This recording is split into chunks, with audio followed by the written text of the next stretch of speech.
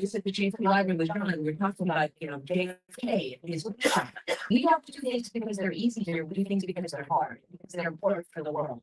And so here, the governor said, we're not playing defense, we're going to play offense. How are we going to, and that's just going to lead, and how are we going to celebrate the development of AI and use it to solve big important problems to help the planet, help everyone in the country and the world? So we started an AI task force. We have kicked off a couple months ago. But the task force is not forever task force. It's on a limited time. We're going to end the task force in the fall. And that's an explicit goal. So we have 45 people from around the state, including Jeremy Wertheimer, including Christian Ellie from the C10 Labs, including people from all kinds of companies, Google and National Rhythm and Fidelity and all kinds of different startups, investors, and we have legislators, and we have folks from the labor perspective and from academia. So the task force was kicked off, and the first phase we did was saying, okay, let's think about what are the biggest problems we face. And what are the places that we lead in Massachusetts? So we did a whole series of deep dives on how do we use AI to solve problems in life sciences, in hospitals and healthcare, in financial services, in education, in climate tech, in robotics. So there's a whole bunch of sector-specific deep dives. And then that right now, we're just kicking off the second phase of our focus on horizontal topics, which is that across every sector, every type of AI, what are the needs that we have to make sure that we can lead here? What's the infrastructure needs? What are the frameworks that we need to have in terms of guidelines? What kind of talent and workforce we need? So that's not just kicking off.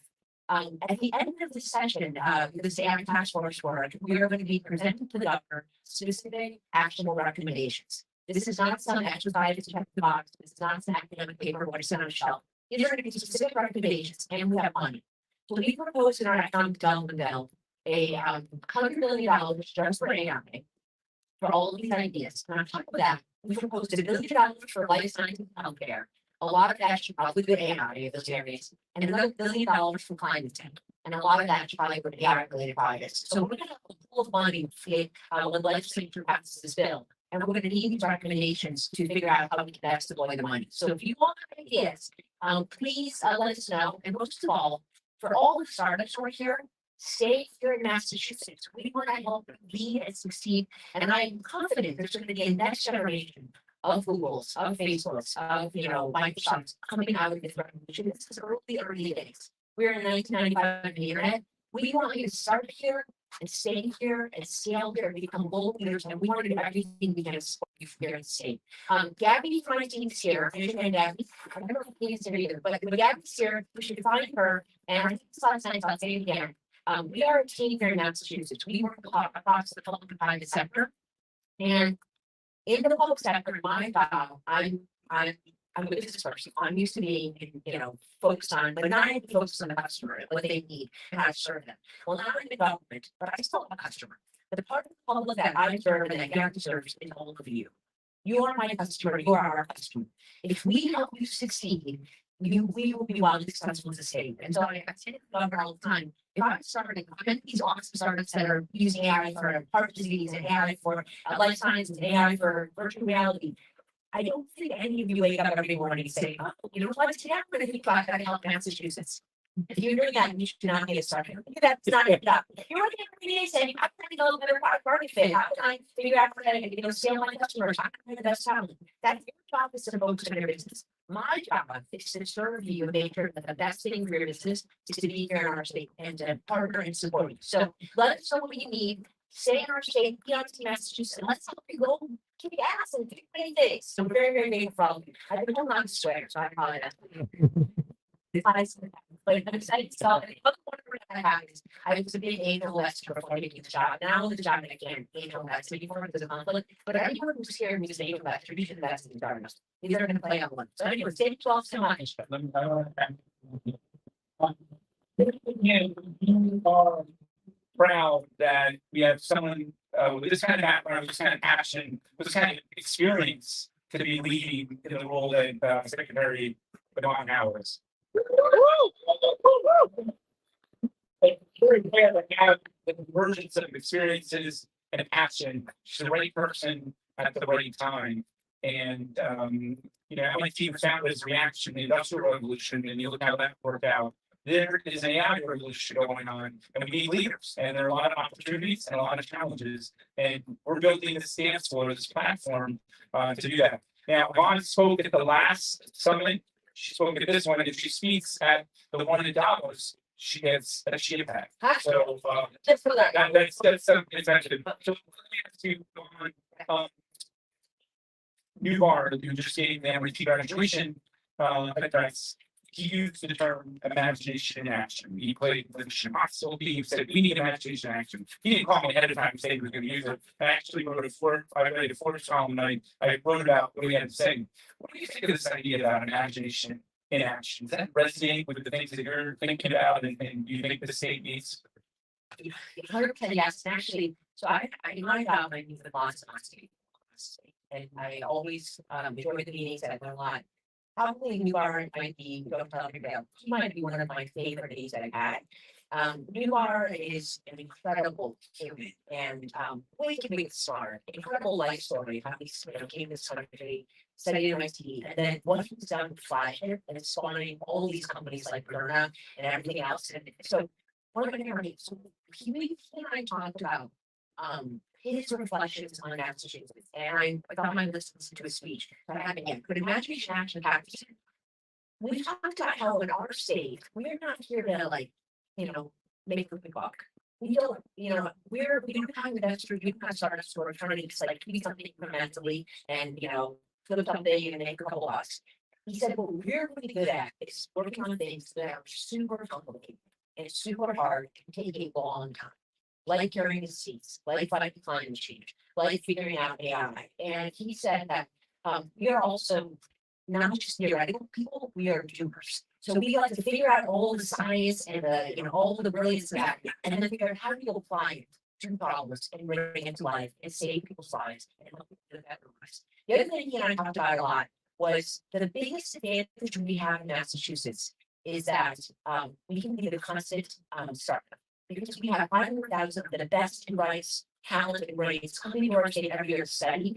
How do we make sure that we are constantly doing that to ourselves and constantly and hungry and curious and constantly being startup? That's the biggest opportunity for our state. And that's why I love all of you being on Team Massachusetts. But I love imagination and action. It's what we've done in the past, is we got to continue to do it.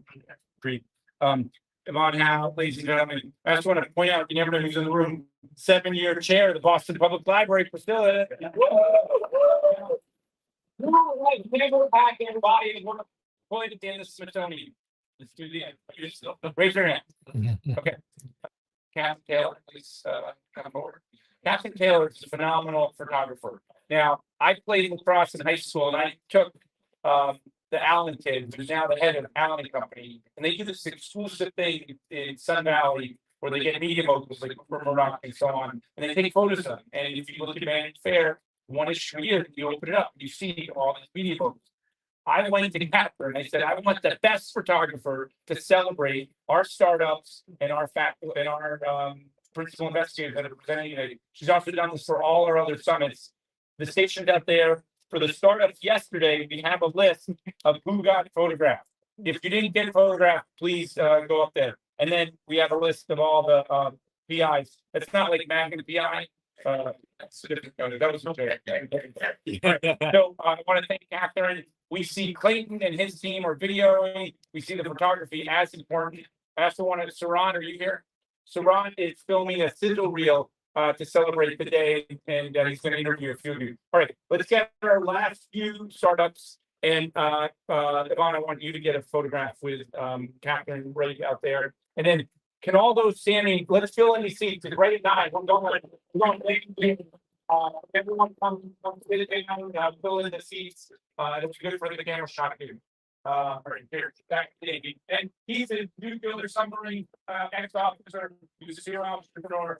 I wanted to co-found a company with it, so you should talk to him and get to know him. All right, Yvonne, we do have one suggestion to you, if you don't mind. All the startups here would love great tax initiatives and incentives. I advocate for that. That'd be great. We have those, absolutely. We have those that we're working on. So I was at Philhead. I was the CFO. Many times I was like, oh, wow, we might not be able to make payroll. How are we going to pay our bills? and never once did I figure out how to navigate state government. I was like, okay, I can't figure this out. Now that I'm in state government, it turns out we have so many resources because we're a very well successful state.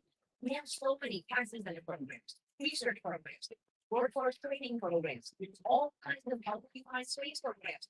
We have so much stuff. We just make it really, really hard to figure out. One of the things that we're working on that I'm going to have hopefully launch by the end of this year is called the business front door. This is kind of a principal concept. Any startup, any company, they come to one place and answer like 5 or 6 questions. What is the name of your startup? Where are you based? How big are you? Most importantly, what do you need? What help do you need? Idea tax incentive. I need, whatever. And then we will get back to you quickly with the right answer, the right program for you to fill out and get it. Second minute before the next segment, and you all have 7 minutes collectively. Bust the move. Hi everyone, my name is Elaine and I'm the co-founder of Sweet Perfect. Utilizing AI, we are transforming how content creators create high-quality voiceovers in just one shot. Creating professional voiceovers is challenging and time-consuming for content creators like YouTubers, podcasters, and online course creators.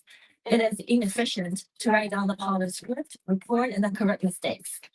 The quality is often unpolished because of the background noise, inconsistent volume, and unclear speech. People with speech disabilities or language barriers face full accessibility, and it is costly to hire someone that is professional to do a voiceover editing. However, with Speed Perfect, content creators can just record, and then within seconds, there will be a very polished script as well as audio output using their own or an AI voice that is ready to be published. And since launch, we have already gained over 100 paying customers, and we see huge potential in this $12.5 billion market. Our team consists of MIT MBAs, software engineers, and designers, bringing in complementary skill sets. We're now seeking for basic round funding as well as industry advisors to help us scale our business. We're also looking for AI specialists and engineers to join our team. Scan the QR code above, try our product, and we would love to hear your feedback. Thank you.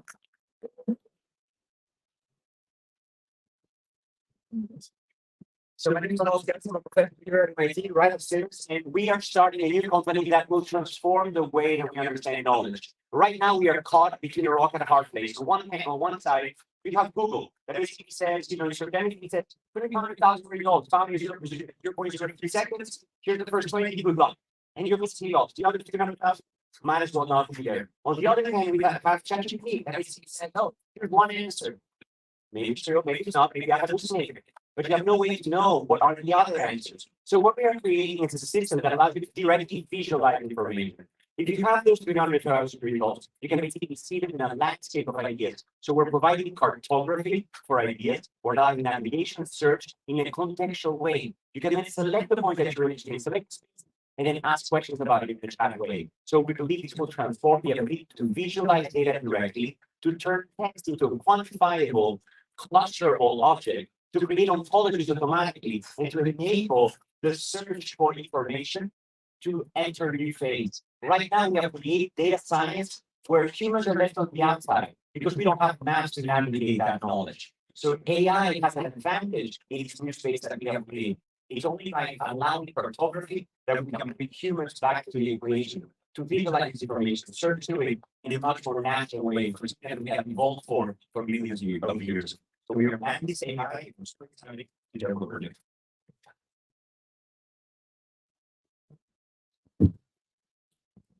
Hi, my name is Andrew Chang, and I'm founder of American Data Science. We build GPU notebook server platforms. Notebooks are where a lot of data-oriented individuals like data scientists and AI researchers work and develop in iterable environments. So what we do is we provide environments that have pre-configured with all of our GPU compute that is served on our platforms. So these are SDKs and software that support tools that created ChatGPT. And it's funny, I have a serious joke that goes around the social media saying that AGI, general human intelligence, with machines will be founded on a notebook file called Untitled 17. INB, which is kind of funny, but we're hoping to have someone create that on our platform. So we have over 60 plus environments that support PyTorch, strength, TensorFlow, all these parallel compute SDKs are difficult to configure, but we make it easy to deploy these servers with one click. We've also recently supported over 200 NVIDIA GPUs that are divided by 10 plus different cloud providers on our platform.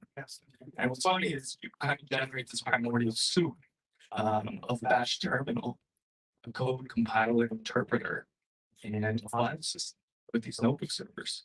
And this all seems like a nice pool of components for our AI agents. So,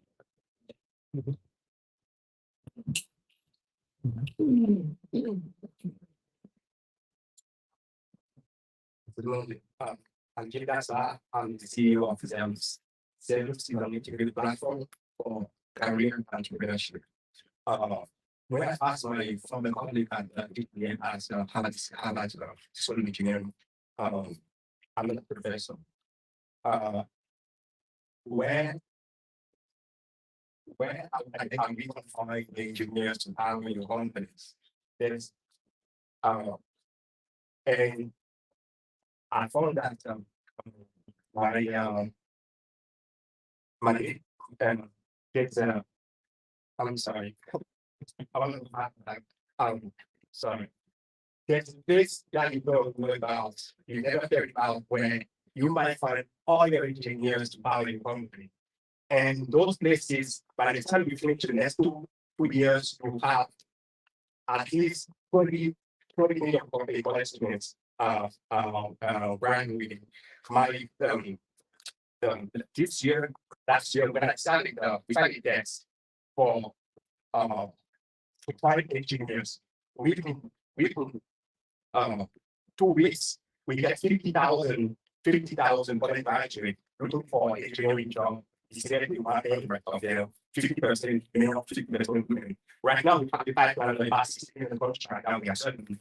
And we have a request to get back in countries. We need your help. We need your help. We can find the engineers to buy the companies, and we can guarantee to get the quality of each of our engineering work that we're doing. We are on our entrepreneurship place. I'm looking for it. So,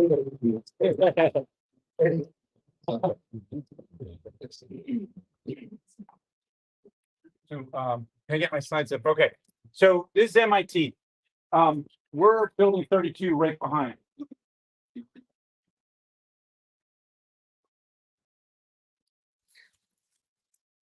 Okay, we're in CSail. Looks like a crumpled up napkin. Gary designed it. The largest unit at MIT, CSail, is in this building. We love CSail.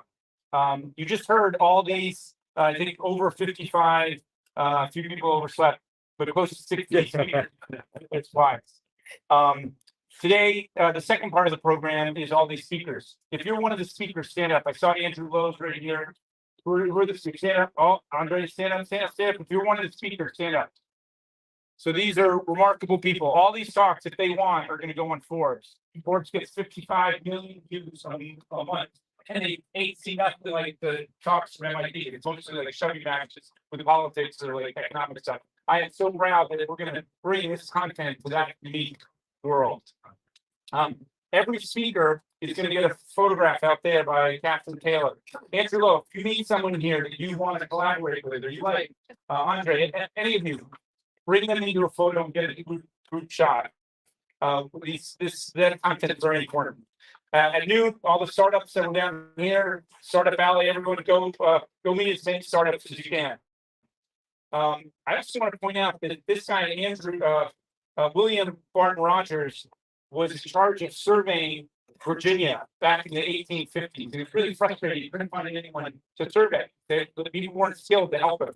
So this is a letter he wrote to his brother. He said, hey, why don't we start an institute to train people to respond to the Industrial Revolution?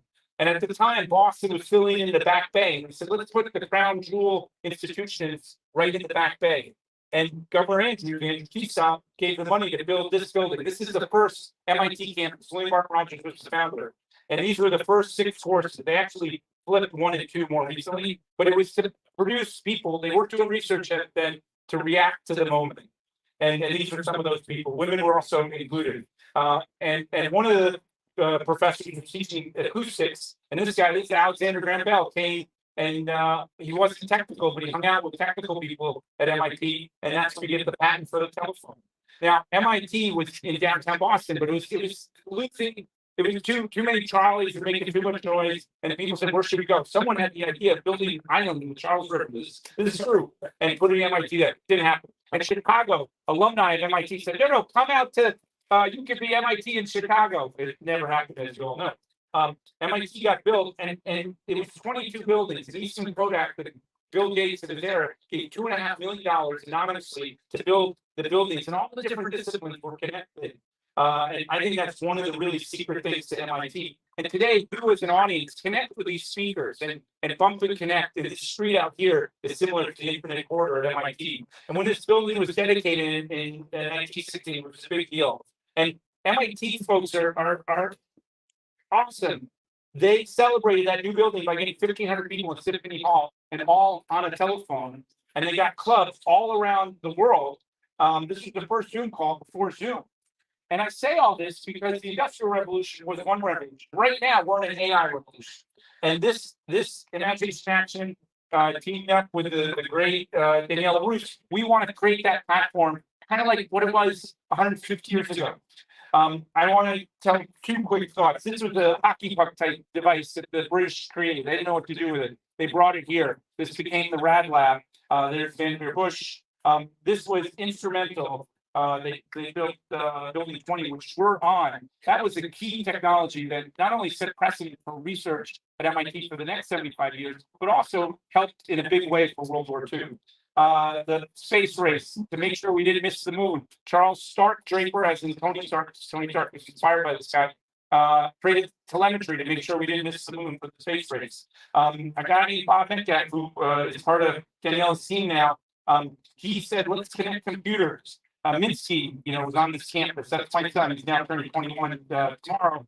But Minsky is the guy who coined the term AI. And I said, why did you do that in 1955? He said, because I wanted the military to think this was scary and give me money. I could have called it a BR. He's dead, so I can't double confirm that. But he did tell me that when I was living with my son. Now, for a long time, this neighborhood has been winning the Stanley Cup of biotech. So much so that Phil Sharp was offered the MIT presidency and he accepted it. And then the next day he said, you know what? No, I don't want it because I might get a Nobel Prize and I got to do a lot of stuff in life sciences. And so that's why Charles Paul out there, he became the long president. I say all this because AI is upon us. AI is amazing. AI has challenges and we need leaders to kind of help bridge that moment. Who thinks they're a leader that can help bridge that moment? All right. So we do 3 events, one in Davos. In this 56,000 square foot dome. And in that dome, not only do we, I'm going back to slide, not only do we on stage like world leaders, we have these tech demos in the back. And it's the only not pay for play venue. We have 12 an hour, 12 every 90 minutes, all day, 72 tech demos. And some of you might want to do that. And you just fly to Zurich for like $2,000 from Boston, $100 on the train to Davos, you walk up the hill, and if you're on our list, we'll let you in. And we love to kind of do great things there. That's in January. That's Daniela introducing interviewing 500. Then we do in April this business event. We had Sam Altman and others. We just did it with 4 tracks. It was crazy, like Lollapalooza, like Woodstock going on. And then this was Daniela's brainchild. Last year, computer science was 60 years in MIT.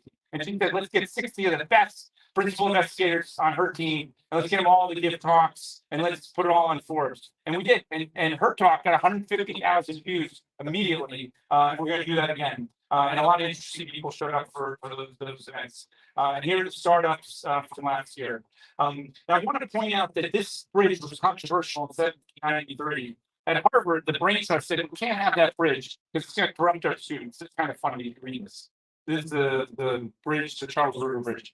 We need to bridge AI training people. And I think the next Google could be 2 people that meet here. There are $1 trillion companies to be made, and there's a lot of good that needs to happen from figuring out this moment.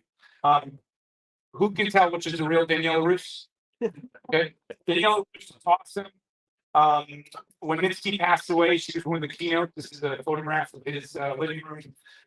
This is I kind of blurred the background using some of her top secret notes.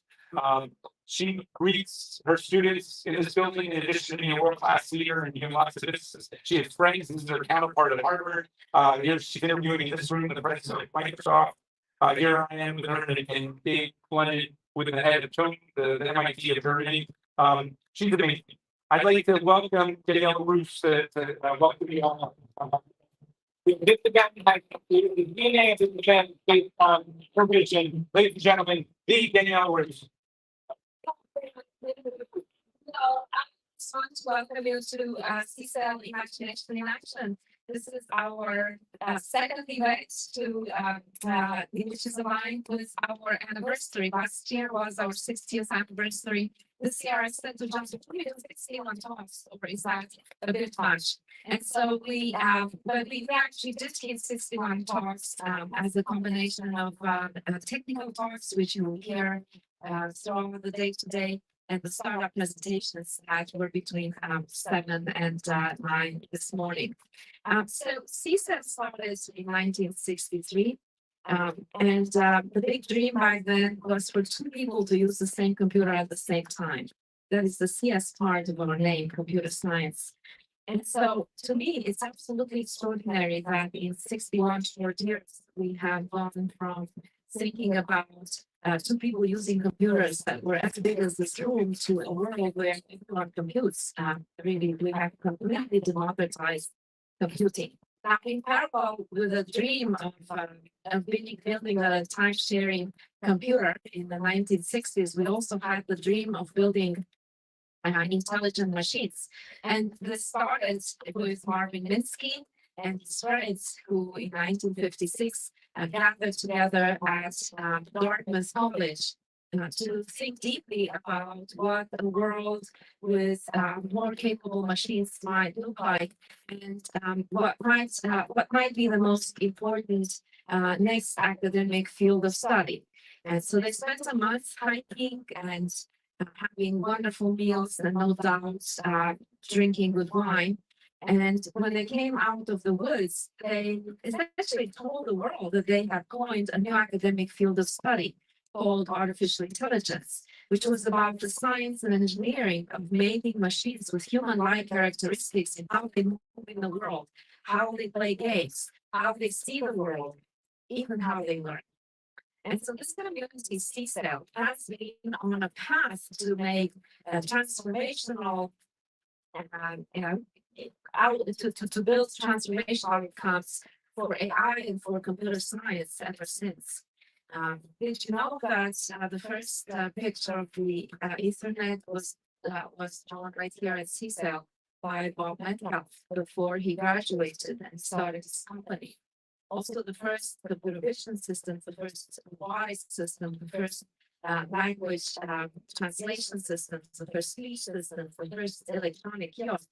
These are all concepts that were pioneered by our researchers here. Even the first video phone was prototyped here at CSail. And so we're very excited. We're a community of researchers who really want to invent the future of computing and make the world better through computing. And today, AI is on top of all of our minds.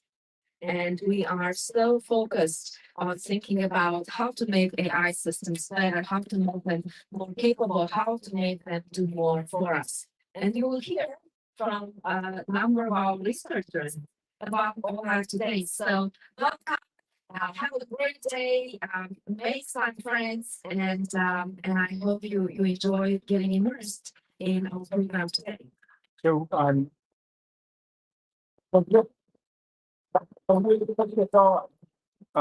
by the way, some people met with Sally, the president of MIT, about what is MIT doing with AI, and I got like 6 referrals from her. So 6 of you in the audience she referred. So thank you. This is the video that I want to play. It just celebrates the Davos event. It's always great to be here with big ideas, explore the cross sections, smart people, and the goal of changing the world. One thing that's special about Davos is you have so many of the world's thought leaders, so many of the world's literal leaders, and these are folks who can make positive change, and we want to be part of that.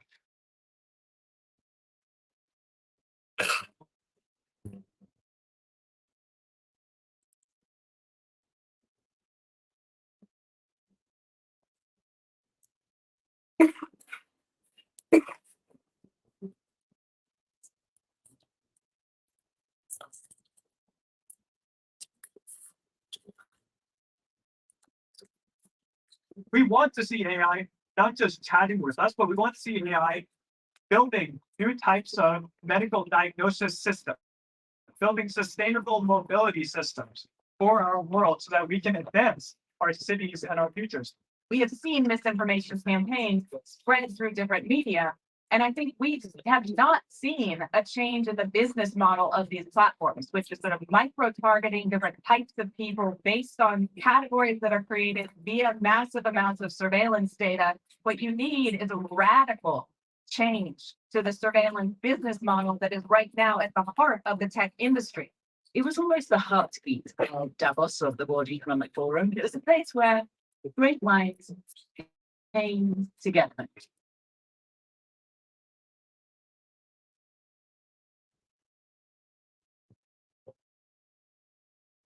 This is incredibly special that we are at the official, unofficial event for MIT. It is not because an entity is intelligent that it wants to dominate or that it is necessarily dangerous.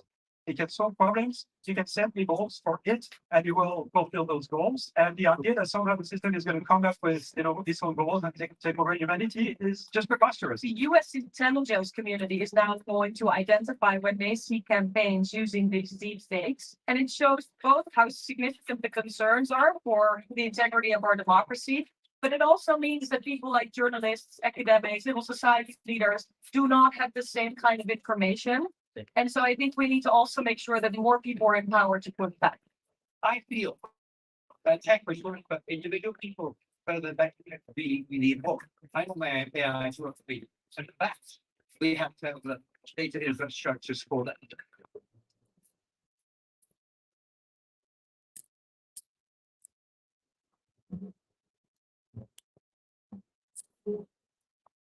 It's the experience of the school kid in whatever part of the world you can influence.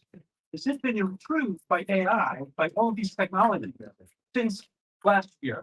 If you're now outside that metric, ask yourself what you're doing. All right, so Daniela is going to introduce our first speaker. I also want to pass around the Celtics Encyclopedia, celebrate the Celtics, and the 1924 MIT yearbook to remind you of where the next 100 years are going, to appreciate where the last 100 years we've come from. Ladies and gentlemen, our first speaker, Daniela, who is it? So it's to introduce my colleague, Professor Adam Kipala, who specializes in systems. This is a very important area because as we think about deploying AI systems in the physical world, we really want to make sure that they do what they're intended to do. And techniques to make sure that our system Next few slides, moving on. Yep, they're going to pull up your slide. I can start a little bit here. It's up.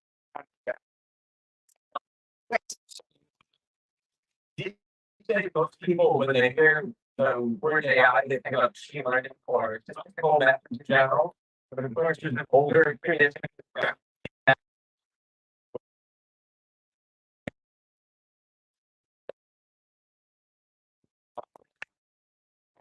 Just airing on normal methods where we want to do mathematical proofs. So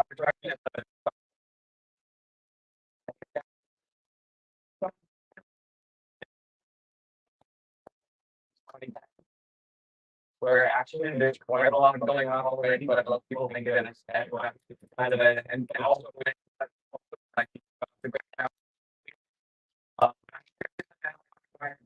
building to be verified.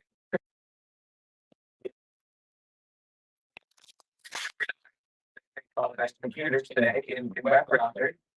And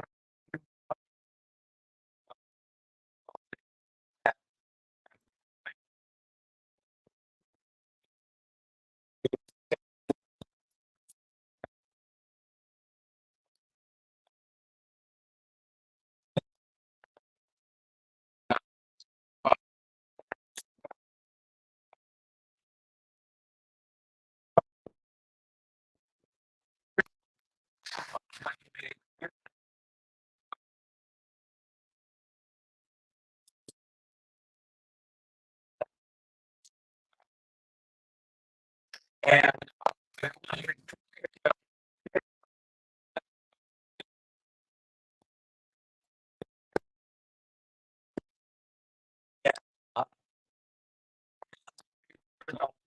matter of like testing and debugging can make a big difference.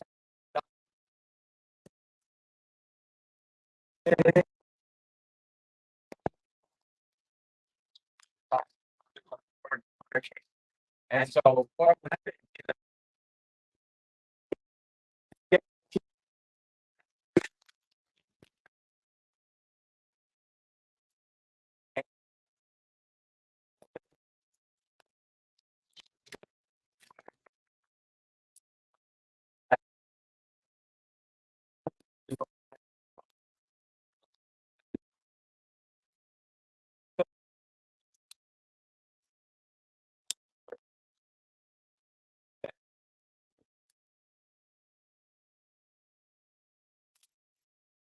so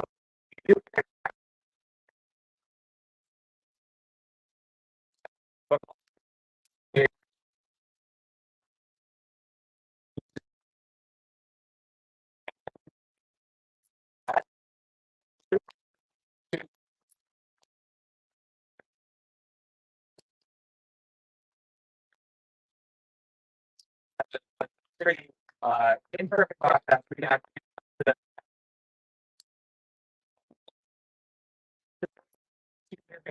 is the system do what this to do. You're gonna go there, and things like that. Now, I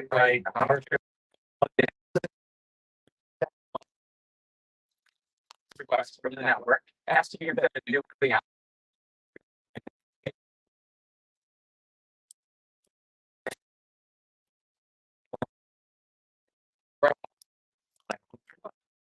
And negative the reverse too. And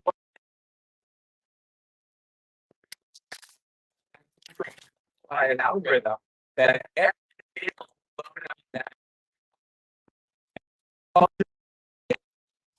exactly what it's supposed to do here. And it's pretty big. And so, we built and proved the processor. We have a C-line software programming language, and then there's the application software, the device.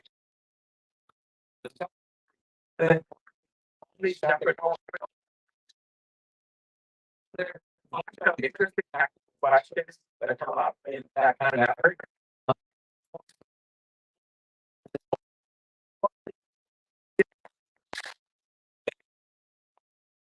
So, avoid bugs that arise only in the integration process or each piece individually by go to do it that way. That pieces in the middle of the picture don't need to be carry out this proof. You caught any in the your processor or your machine code format or your software.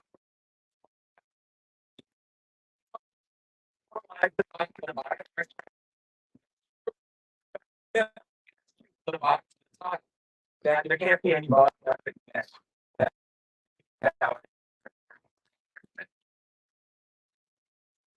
We different kind of case study more recently than just more. So we built out a formally verified breakdown by important standard cryptographic primitives for the internet.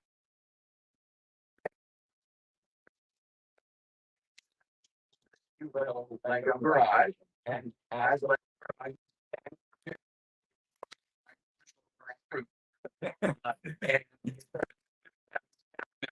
that happens. Open the garage door, but it uses the cryptographic.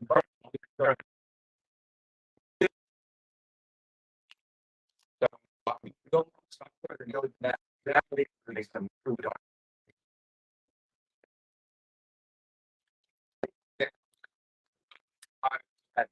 process higher level languages to reduce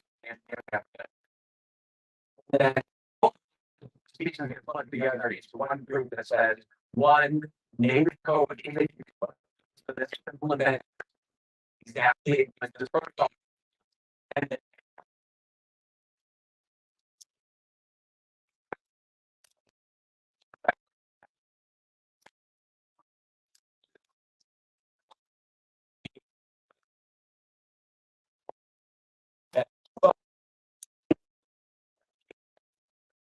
and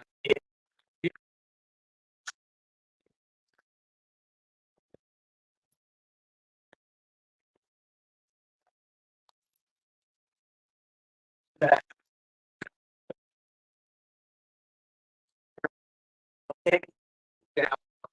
code dash the vulnerability. Right? After consent,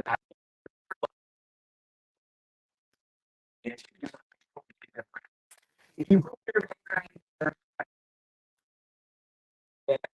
it can't possibly be vulnerable to code ingestion vulnerability if it first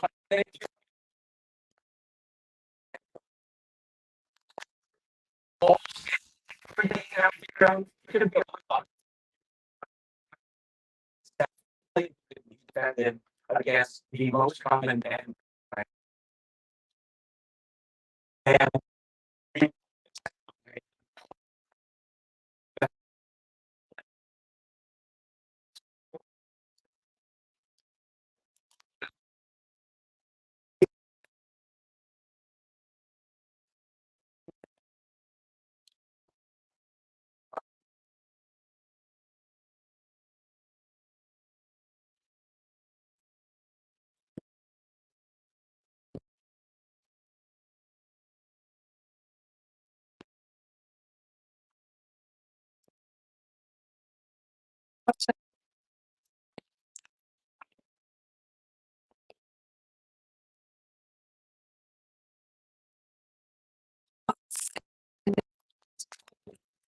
a very important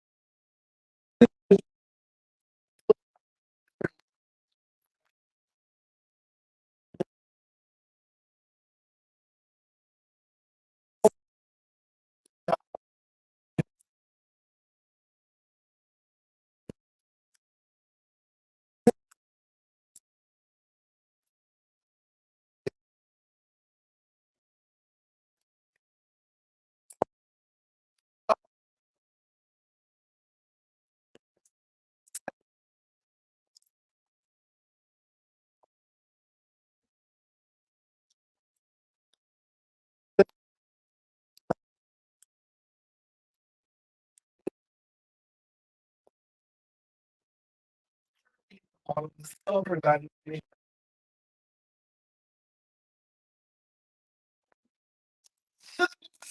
Here before.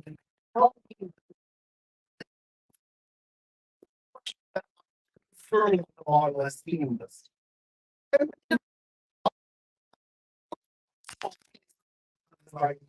They are as sensitive as the most sensitive to the information.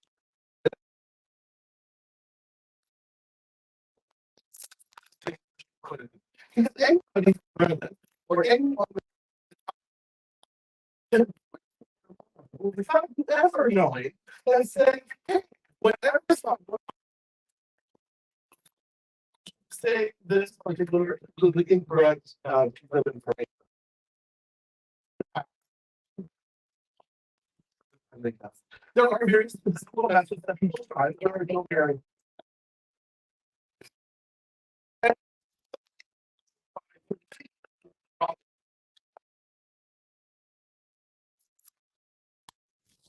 language model that has access to information that perhaps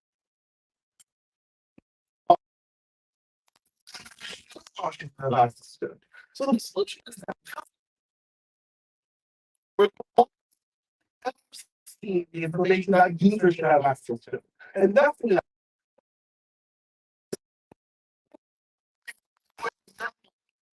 information that I control and well, do so is to do what's called fine tuning. Take a model that a few fractions of percent size of the full model. Down the touch. Then extract it from the model. We're not moving forward anymore. Controller is improved. Okay. Oh, just the here components. Combine only components are supposed to have access to. And there are countless methods to this. Is basically doesn't work at all. So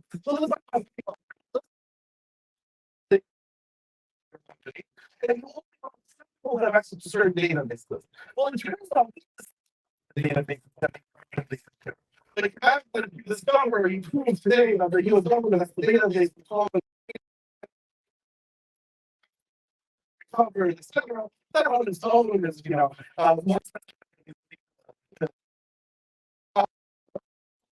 that's like the sort of thing that requires access.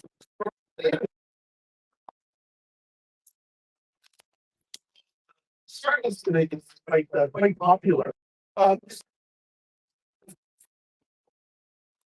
For answers. So you might say, what happened with the space? Well, the answers from the database that I know about.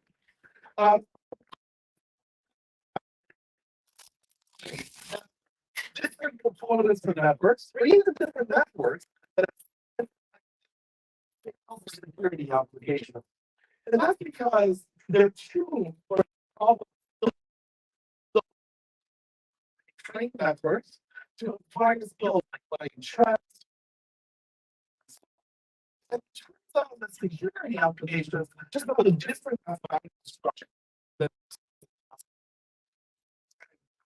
us. And so what we do is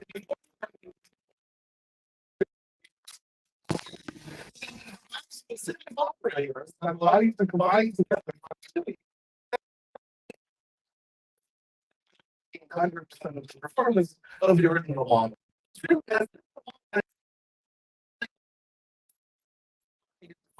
me. So you do lots of tricks on many different silos of documents.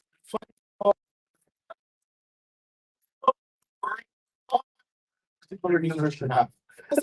Maps to access files and starting to find all. You know, there's some things that you've never had before. So it's exactly the same technology. security of particular conversations since the students. So one tool is something.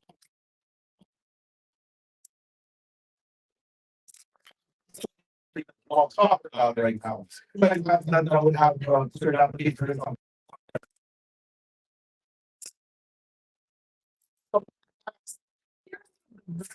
Here's the email. Give me the secret. We can turn this into an attacker. We can say that flow through this network and tell me which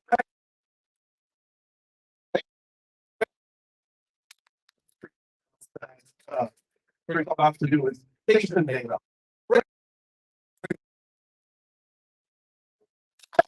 But information about release an email from say one of the doctors or nurses to the information stolen, and we just don't have it.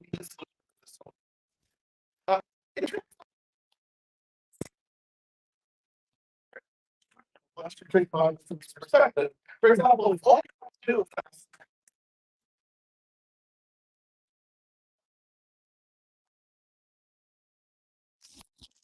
what it thinks about that information, how likely it is. No.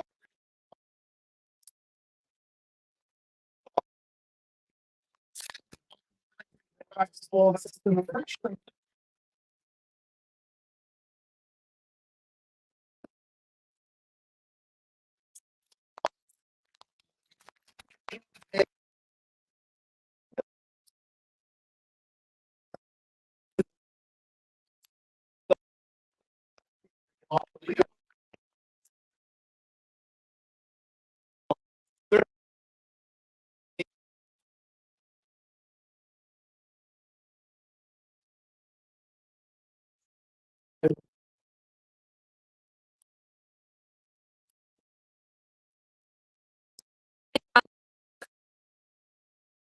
So.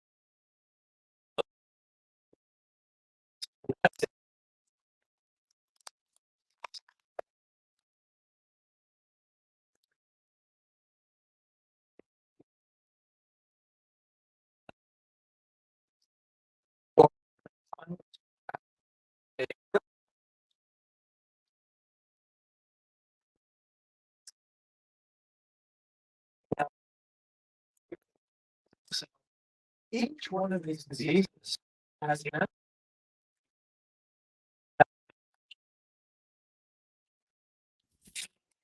erasing the disease from the spine.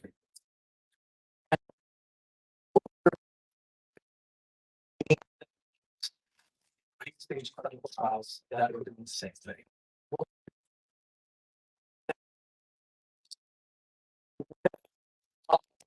Correct. Gene.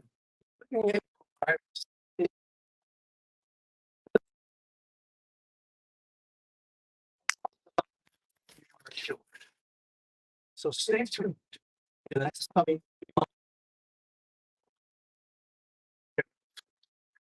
back regeneration, heart disease, diabetes, and so on.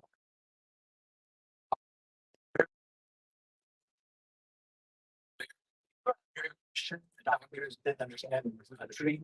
You were pretty much out.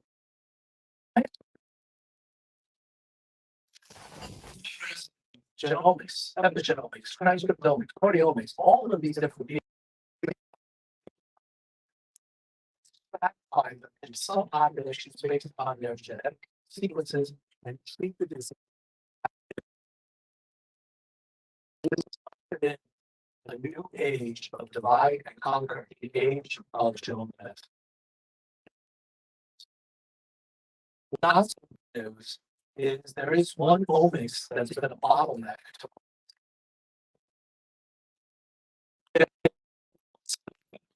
this problem is quite challenging. So I'm talking about egos. Diseases that we know of. In fact, there are over 30 million Americans, not so rare. In which, because of the gene therapy and gene editing tools that scientists have developed, we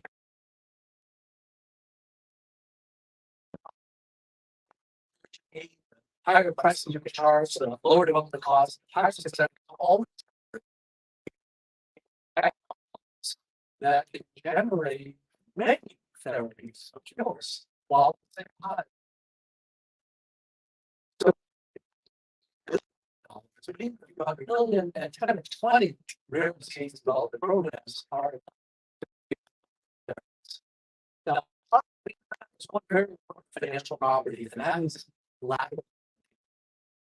It turns out that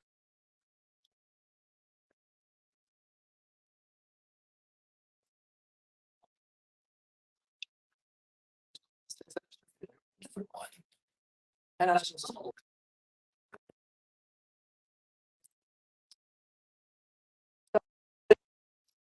students that rate.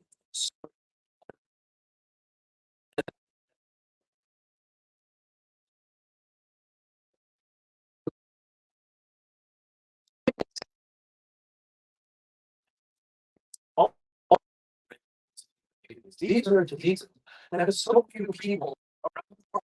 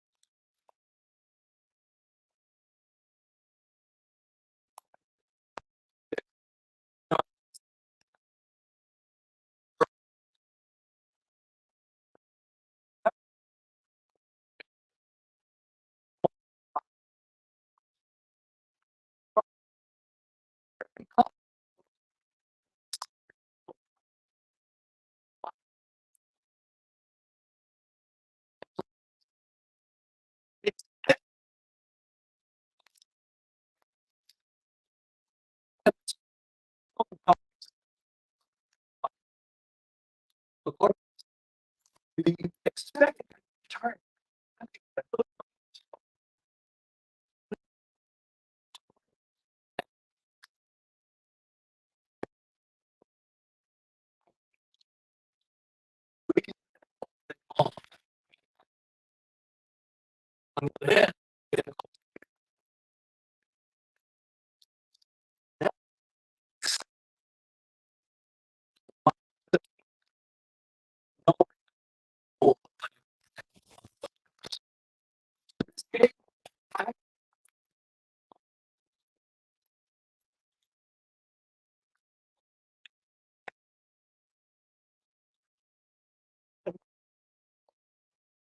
Stable.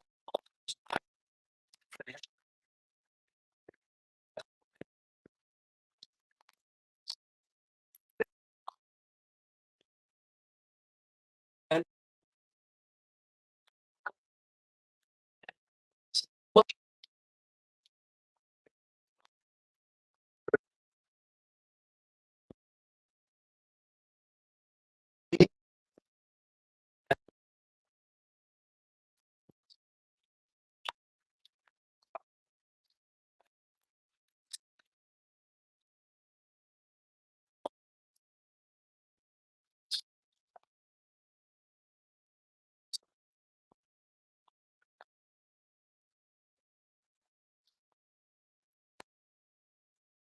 the life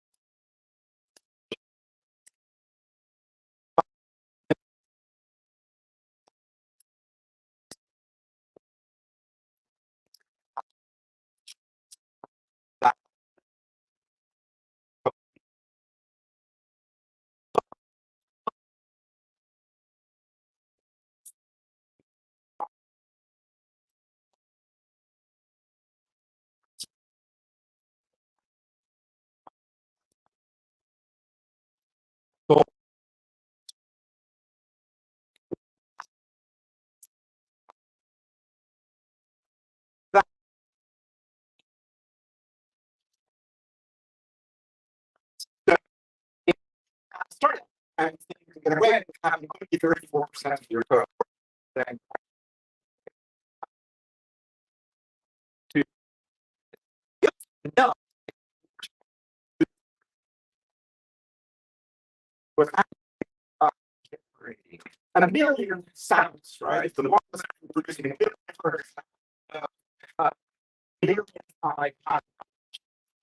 one of those comes out. So not necessarily as impressive, unless the course recognize that a uniform, if anybody told me that a system would be able to solve one of these problems, let 34% of them, I would have been quite skeptical. So there's no question. Some creating power in more. But one thing that's important is that these models are not like real programs. And in particular, when you look at real people who write code, their ability to solve complex programming problems implies a certain set of skills that as a person can't solve a challenging programming problem. It can't read and understand code, for example. It can't solve a challenging and debug if there's something wrong with it. Or even if you can't stare at a piece of code for a little while and say, oh, yeah, there's a mistake here. Is LLMs can also solve these complex programming problems. They must have the same capabilities. And so, can the models actually understand simple behavior? I have come to participate in the led by students at our schools. And one question we asked was, can you take simple pieces of code that small can never see and just ask them to figure out the output is going to be given some inputs? And it's surprised at the times they even it may be kind of thing that you wouldn't necessarily expect from a first year program, right? It's for a condition and condition satisfied in order to produce and out. But the thing that's really is before, despite the fact that it makes these incredibly unexpected errors, is actually way better than pretty much every other model we try. It's even actually at parity with GPT-4 when it comes to a lot of project scale effect. Actually, this task of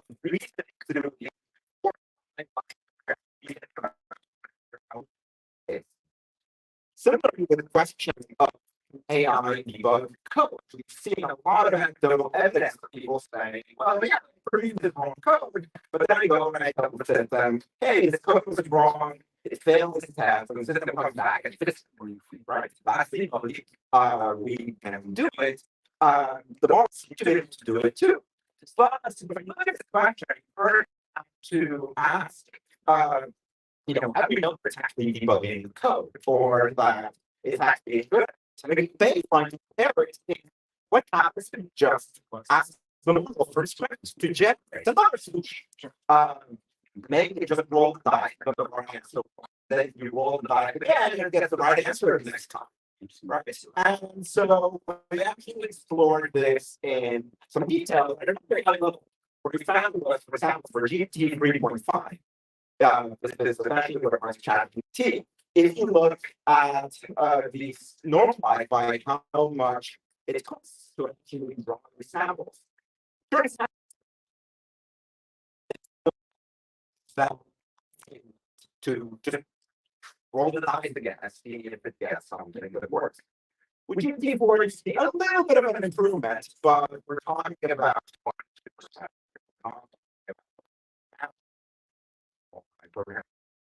One of the things that was fascinating is that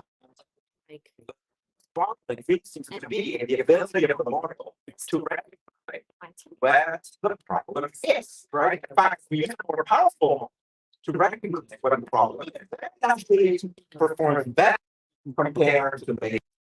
But your result actually research.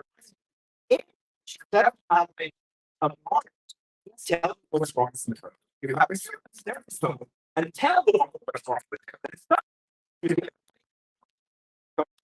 to the ability to solve the problem. I think this goes as part of the way to explain why when you are calculating these models in the but yeah, then we find an incredible productivity thing. Like I think we're not just letting the code go and make some decisions.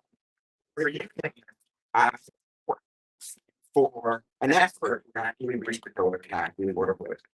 Right. And understand identify it.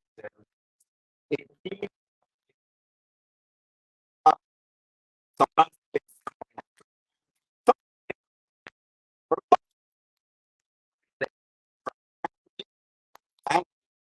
to tell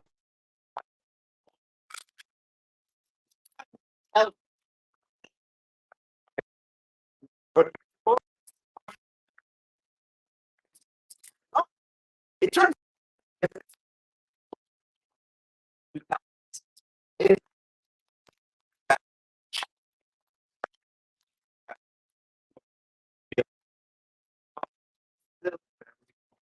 from what you there.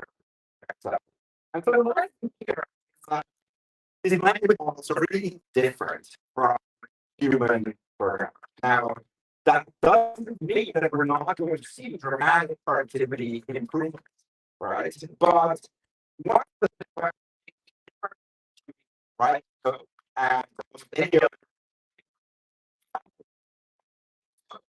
the thing we need are skilled experts, right? You don't need other material input. You don't need, you know,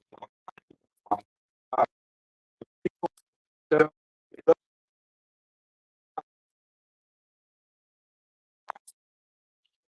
and we could do very well with 10 times as much. Oh, as we actually invest in building so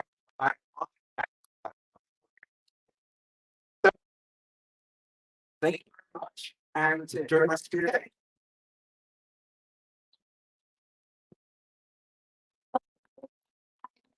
So, Michael, let's tell us about how much we can rely on our co-pilots. So what should we rely on our co-pilots for? So they're pretty good at helping you not have to things that you already know how to do, but they're lengthy and take a certain amount of care to make sure that you wrote all the details and you wrote everything there. When it comes to actually planning, when it comes to actually conceptual planning, what is it? And what is it that what is the functionality that should actually be there when it comes to the detailed work of getting but still need that level of expertise to actually get into the finish. So we can use LLMs to generate boilerplate code, basically. That's example, you're writing some code and you know you need something that kind of looks like that first server, but that runs on your new data structure. You already know what that first fact have seen it absolutely not. First, look, I know how to adapt it to your data structure. You just need to be careful that's what you're getting is actually the correct thing. so if I describe the solution to my problem in very, very great detail. It's the even if it's a completely new problem that nobody has addressed before. So let's say even a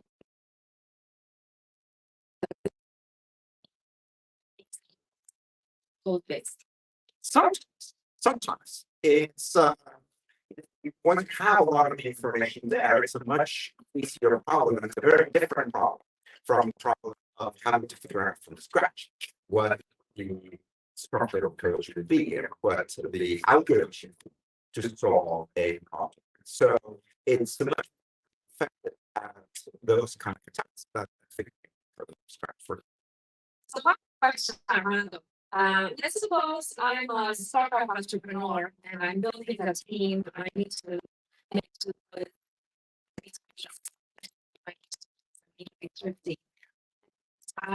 my team needs to write a lot of code. And so what advice would you give me about trying to empower my team?